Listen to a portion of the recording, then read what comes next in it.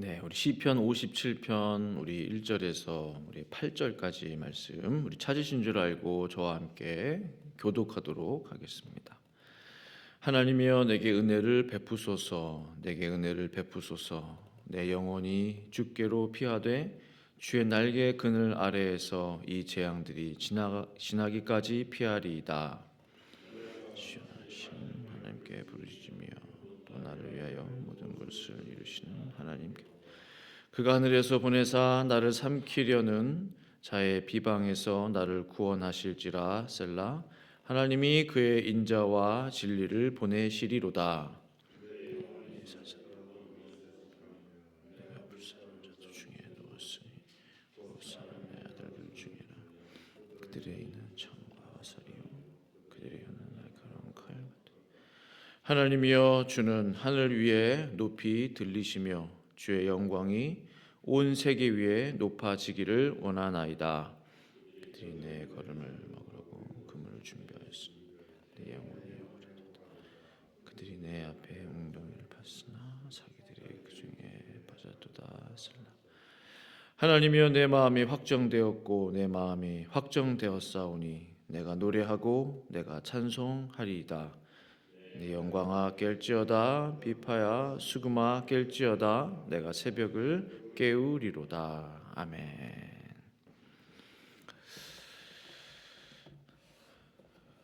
오늘의 시편은요, 다윗이 사울 왕의 추격을 피해 아둘람 굴에 숨었을 때 기록한 다윗의 기도시입니다. 저는 오늘 본문을 읽을 때마다 당시 다윗의 심정과 마음이 고스란히 저에게 전달되는 것 같습니다. 그의 간절한 고백이 1절부터 기록되어 있죠. 하나님이여 내게 은혜를 베푸소서, 내게 은혜를 베푸소서. 글 속에서 기도시를 기록하고 있는 다윗의 심정이 저에게 전달되는 것 같아요. 어떤 은혜를 다윗이 구한 것입니까? 하나님, 내가 주님께 피합니다. 나를 숨겨 주소서. 다윗이 구했던 한 가지 기도는 하나님 나를 숨겨 달라는 거예요. 뭐 다른 복, 다른 은혜, 뭐 건강의 복, 재물의 복 이런 거 구할 여지가 없습니다. 지금 하나님 나를 좀 숨겨달라. 주님께 피하겠다. 그것이 다윗의 기도였습니다. 도망자 신분으로서 어디로 도망쳐야 할지 참으로 난감했을 것 같아요. 주변에 친구도 없고 혼자 도망자 신분으로 살아가야 하는데 어디로 도망칠까? 동서남북 어디로 도망가야 사울의 눈에 띄지 않을까? 난 어디로 가야만 하나? 삶을 살다 보면 내가 어디로 가야 되나? 방향 감각을 잃어버릴 때가 종종 있죠. 내가 지금 잘 가고 있나? 내가 가는 방향이 맞는가? 다윗은 내가 하나님께로 숨어야 되겠다. 하나님께로 가야 되겠다. 하나님이 나의 피난처이시다는 사실을 다윗은 알게 되었는데요. 잠언 14장 26절에 여호와를 경외하는 자에게는 견고한 의뢰가 있나니 그 자녀들에게 피난처가 있으리라 했습니다.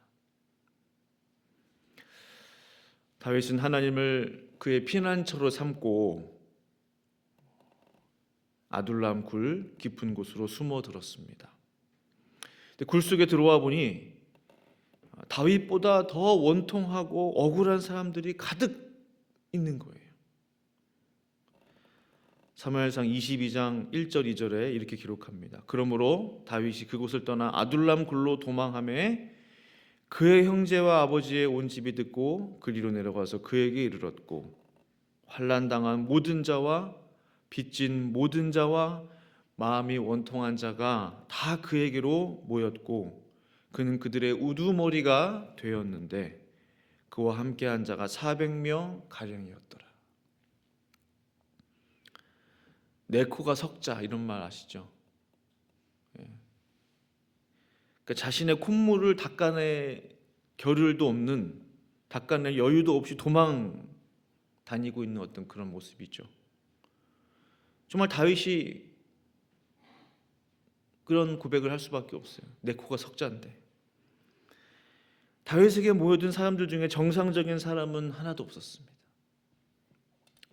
환난 당한 모든 자, 빚진 모든 자, 마음이 원통한 자가 다 그에게 모여들었다고 그랬어요.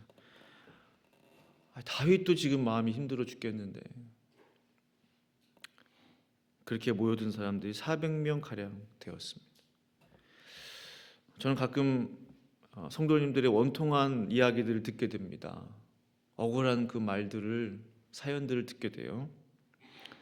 그리고 그분과 마음을 같이 하고 또 같이 기도해주고 그럽니다. 근데 만약에 제가 목회하는 교회 교인들이 모두가 다 환난 당한 자, 빚진 자, 마음이 원통한 자로만 구성되었다면 제가 과연 그 성도님들의 그 모든 이야기들을 들을 수 있을까? 하루에 한 분씩만 신방을 한다고 가정을 해도요, 매일매일 그분의 이야기를 듣고 신방을 해도 1년이 넘게 걸립니다. 뭐 신방만 하나요? 예배 준비도 하고 말씀 준비도 하고. 또 환난 당하고 빚진 그분들의 마음에 있는 사연들은 얼마나 길겠어요. 하루에 끝나지 않을 것입니다.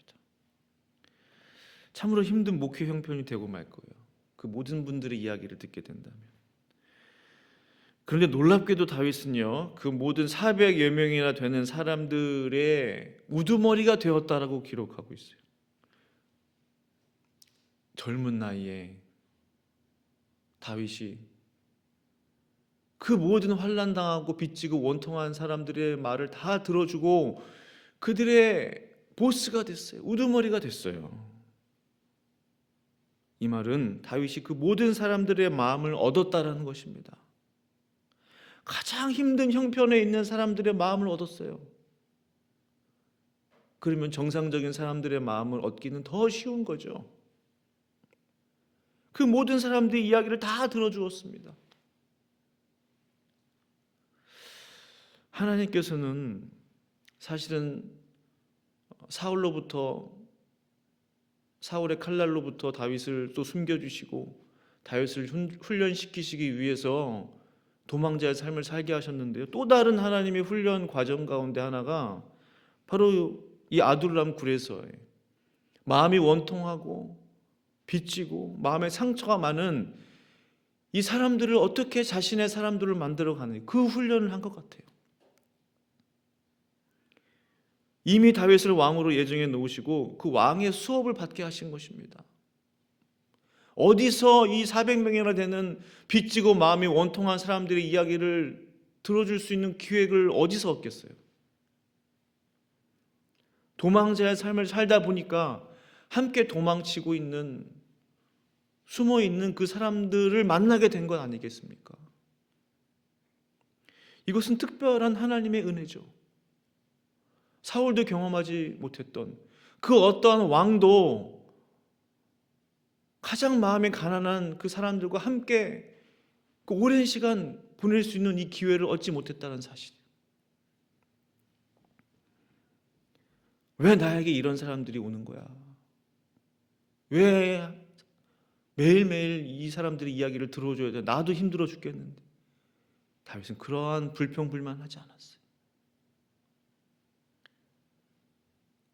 그들의 마음을 얻고 그들의 안타까운 마음과 함께 하면서 결국 그들의 우두머리가 되었습니다. 백성들의 마음을 헤아릴 줄 아는 마음을 다윗은 훈련했어요. 결국 백성들의 신임과 격려와 그 호응이 따라줘야 나라의 정치도 경제도 안보의 문제들도 잘 해결해 갈 수 있는 것 아니겠습니까? 백성들의 마음을 먼저 얻어야 그 다음이 진행되는 거죠. 다윗은 하나님이 특별히 보내주신 상처 많고 마음이 원통한 이 400여 명을 잘 통솔하고 그들의 리더의 역할을 잘 감당하기 위해서 하나님 앞에 부르짖어 기도했어요. 2절에 내가 지존하신 하나님께 부르짖으며 곧 나를 위하여 모든 것을 이루시는 하나님께로다. 얼마나 멋진 시인지 모릅니다. 그 굴 속에서 내가 하나님 앞에 전능하신 지존하신 하나님 앞에 부르짖는다. 그 부르짖는 이유가 뭐냐는 그냥 힘들어서 부르짖는 것입니까? 아니에요. 곧 나를 위하여 모든 것을 이루시는 하나님, 그 하나님을 다윗은 붙들었다는 사실입니다. 이미 아둘람 굴에서 깨달았어요. 다윗은 하나님 앞에 부르짖는 길만이 모든 것을 이루시는 하나님의 응답을 받을 수 있다는 사실을 다윗은 이미 그때 알았어요. 이 말씀이 저와 성도님들을 위한 말씀이기를 간절히 축원합니다. 다윗이 그렇게 어려운 형편 속에서 결국 승리의 날을 맞이할 수 있었던 근본적인 원인은 모든 것을 이루신 하나님 앞에 부르짖었기 때문입니다. 아둘람 굴에서부터 우리가 새벽에 부르짖는 이유도 바로 이 때문이죠. 새벽에 나와 하나님 앞에 기도하는 이유가 바로 이 때문입니다. 모든 것을 이루시는, 나를 위해서 모든 것을 이루시는 하나님, 그 하나님을 믿기 때문에 우리가 이 자리에 나와 하나님 앞에 기도하는 것 아니겠습니까? 다른 선택지는 없습니다. 저는 정말로 그래요. 둘 중에 하나입니다. 다윗처럼 부르짖어 하나님의 응답을 받느냐, 아니면 응답을 받지 못하느냐. 하나님의 은혜를 받느냐, 은혜를 받지 못하느냐. 하나님의 인도함을 받느냐, 인도함을 받지 못하느냐. 둘 중에 하나잖아요.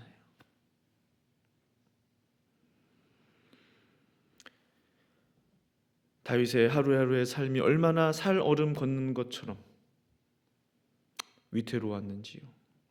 오늘 본문 4절을 보니까 내 영혼이 사자들 가운데서 살며 내가 불사르는 자들 중에 누웠으니 곧 사람의 아들들 중에라. 그들의 이는 창과 화살이요 그들의 혀는 날카로운 칼 같도다. 다윗이 주변을 둘러보니까 나를 죽이려고 쫓아다니는 그 사울의 칼과 군대들을 보니까 딱 이 모습인 거예요. 사자들이 어슬렁거리는 한가운데 살았습니다. 다윗은 불로 둘러싸인 그 한가운데 다윗은 눕기도 했어요. 그는 수시로 창과 화살과 칼의 위험에 노출되어 있었습니다. 그러나 중요한 게 있어요. 사자가 아무리 주변을 어슬렁거리고 으르렁거린다 할지라도 그를 해치지는 못했다는 사실이에요. 아무리 그 주위로 불이 에워싸고 활활 불이 타오르고 있다 할지라도 그 뜨거운 불이 다윗을 삼키지는 못했다는 사실입니다. 창과 칼과 활의 위협이 항상 있었지만 다윗은 살면서 부상당했다는 말을 들어본 적이 없어요. 그런 얘기 들어보셨어요? 어디 부상당했다. 하나님께서 다윗의 생명을 지켜주셨기 때문인 줄로 믿습니다. 그러므로 다윗은 그의 마음을 다시 한번 하나님께로 향하게 되는 거예요. 다시 한번 하나님께로. 7절 8절 오늘 마지막 말씀인데 하나님이여 내 마음이 확정되었고 내 마음이 확정되었사오니 내가 노래하고 내가 찬송하리이다. 무엇이 확정됐다는 거예요? 굴 속에서 다윗은 마음을 확정했어요. 내 마음을 확실히 정했다는 겁니다. 내 마음을 확실하게 정했다. 아무리 힘들고 어려워도 내가 하나님의 이름을 찬양하고 내가 나의 하나님의 이름을 노래하리라. 이것에 대한 확정이라는 거예요. 내 마음이 확정되었사오니 내가 노래하고 내가 찬송하리이다. 이것을 확정했다는 거예요. 아무리 힘들어도 내가 하나님을 예배하리라. 아무리 힘들어도 내가 주님을 찬양하리라. 얼마나 다윗의 입이 근질근질했겠습니까? 불평과 불만이 막 입만 열면 나올 수 있는 환경이에요. 상황입니다. 그러나 그는 그의 마음을 확실하게 정했습니다. 언제부터 하나님을 찬양하기로 정했나요? 언제부터 하나님의 이름을 노래하기로 확정했다고 그랬어요? 8절이죠. 내 영혼아 깰지어다 비파야 수금아 깰지어다 내가 새벽을 깨우리로다.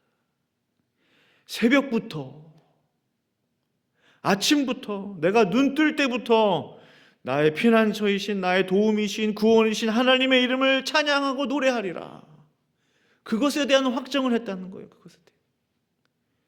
우리가 아침에 눈 뜨면 무엇을 먼저 하십니까? 하나님 감사합니다. 하나님 찬양합니다. 그러한 입술을 한번 바꿔보세요. 삶을. 눈 뜨자마자 핸드폰을 보는 것이 아니라 눈 딱 뜨면 하나님의 이름을 찬양합니다.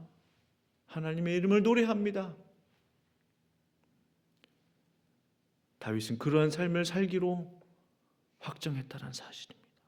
그것이 그 오랜 동안 사울의 공격으로부터, 사울의 칼로부터 그 자신을 보호했던, 낙심하거나 낭망하지 않게 되었던 그 힘이 되었다는 사실이, 하나님 앞에 드렸던 그 찬양과 예배가 다윗의 힘이 되었다는 것입니다. 사랑하는 성도 여러분, 우리의 말에 무엇이 있습니까?